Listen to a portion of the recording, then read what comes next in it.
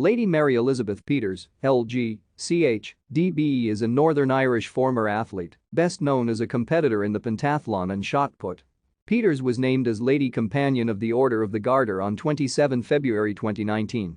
She was installed in St. George's Chapel, the Chapel of the Order, on Garter Day, 17 June.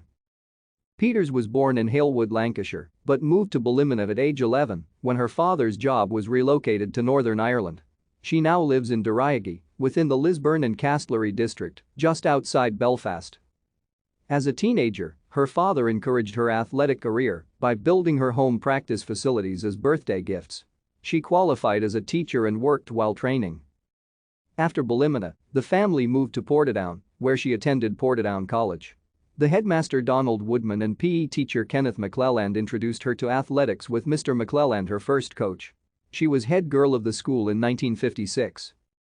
In the 1972 Summer Olympics in Munich, Peters, competing for Great Britain and Northern Ireland, won the gold medal in the women's pentathlon. Thank you for watching. Like and subscribe if you would like to view more of our videos.